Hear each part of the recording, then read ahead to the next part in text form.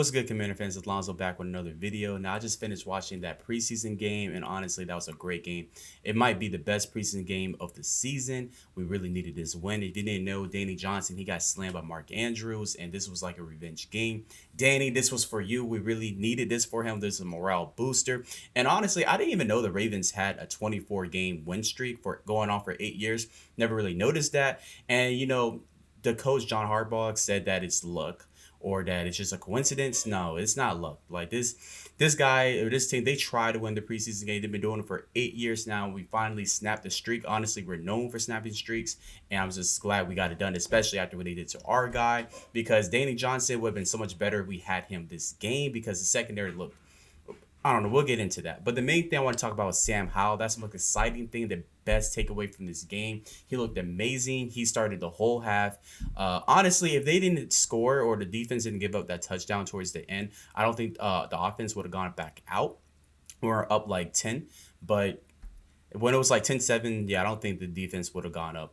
Honestly, Sam Howell looked amazing. He went 19 for 25, 188 yards, and 2 touchdowns, QBR 130. He looked really good. He really silenced the haters. I don't see him playing next game against who we playing? I don't see Sam Howell playing next week against the Bengals. Honestly, I think it's going to be the second string. We see form Jacoby Brissett. Speaking of Jacoby Brissett, he was really throwing the game, man. He was really just trying to make the Ravens win. They had to sit him down. Form looked really good. Now, Jacoby Brissett had a bad game, but I still don't think that he should be the third string. I think he should still be the second, even though Form had a game-winning drive for us. But I do want to talk about that first half, seeing Sam play. He held on the ball a little too long, but overall, he just seemed poised, confident, also just really calm in his demeanor. His accuracy was on point. He had a good spiral. I feel like he was forcing the ball to De'Ami Brown, just trying to give him some reps, because there's some throws where it's like, okay, you're going with him, but eventually they connected the end zone during that 2-minute warning. Also, that Antonio Gibson, I like what Eric, our offensive coordinator, is doing by putting a Gibson as a slot or just outside lineup as a receiver, and that touchdown was just very good. We're really seeing a night and day difference with Eric Bieniemy and also Scott Turner. So the offense is looking good. Eric, he has my trust. Sam Howell has our trust. Also, I just want to give praise to the O-line. Last video, you guys were ripping apart the O-line, saying there's no faith, or basically like this cake won't be held up. Now, I know it's second stringers, but if our starting O-line is playing against second string and third string D-line, they should be able to dominate, and that's exactly what they did. They dominated the Ravens front, and that's what I expected to see, and it just gave me reassurance that our O-line, they're not garbage. They're not trash. They're just average or maybe slightly below average, but they're not garbage. If they're garbage, they will struggle against the second and third stringers by the Ravens. And also the Ravens, they don't really have a lot of pass rushers, and their secondary is not that great either. But honestly, that first half was just amazing. It was good hope. I like the audience and the fans. Even with the broadcasting with Joe Buck and Troy Aikman, when Josh Harris with them, everyone's talking about that handshake. That handshake was so awkward. As soon as you saw it, I just knew people would make fun of it. But he was probably lit. That's our owner. I'm really hanging behind Josh Harris. I like what I'm seeing. He just seemed lit. That handshake was kind of weird, but it was kind of funny. The moment it happened, it was like, that was kind of strange, but it's whatever.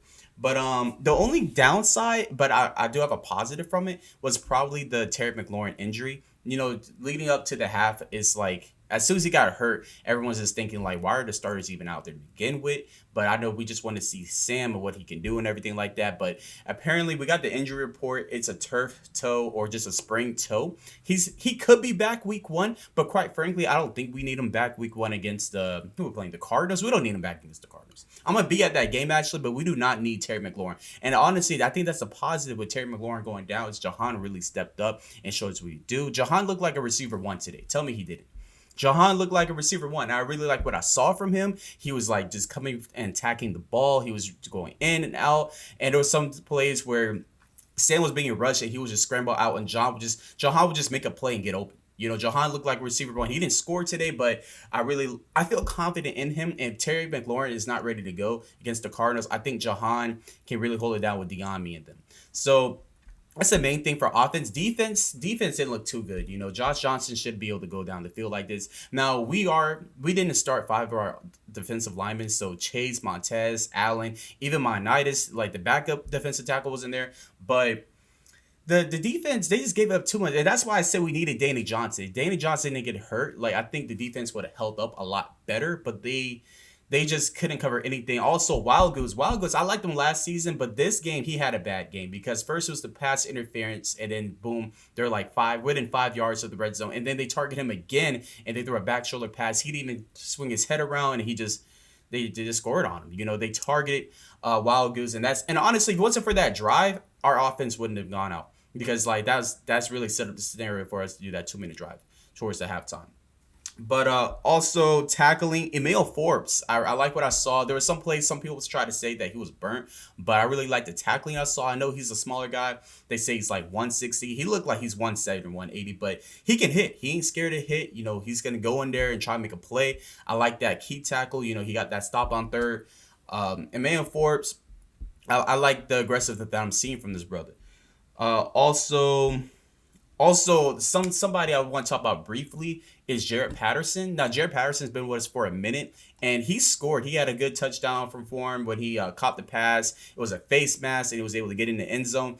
Now, the reason why I'm kind of feel for this guy form is because he's not gonna make the team. Unfortunately, he's not gonna make the team. I don't think he's gonna make it over Rodriguez because we drafted him, and I don't think we're gonna keep 4 running backs. But like Jared Patterson, I really like the kid. Honestly, I wouldn't be mad if somebody else signed him off the practice squad. I would like to keep on the practice squad. I think he should play. Like he's been really explosive. I think it's been I probably want his acceleration, but he looked good. He looked shifty.